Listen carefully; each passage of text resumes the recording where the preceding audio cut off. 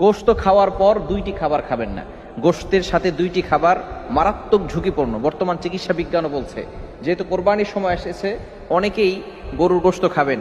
বিশেষ করে আমরা ভেজ খাবার খাই এবং নন ভেজ খাবার খাই।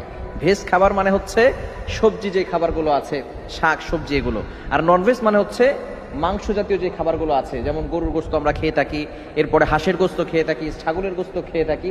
তো এই যে গোশত আমরা বিশেষ করে কোরবানির সময় আসলে গরুর গোশত, ছাগলের গোশত একটু বেশি খাওয়া পড়ে। এই খাবার খাওয়ার পরে দুইটি খাবার কিন্তু মারাত্মক ঝুঁকিপূর্ণ। এক নাম্বার হচ্ছে আমরা গোশত খাওয়ার পরে আমরা দুধ খাবো না, এবং দুগ্ধ জাতীয় যে খাবারগুলো তৈরি হয় আমরা কিন্তু অনেকেই খেয়ে থাকি। এখন অনেকে বলবেন, হুজুর আমরা তো খাই, কোনো সমস্যা নাই। অনেকে বলতে পারেন, হুজুর আমরা তো খাই।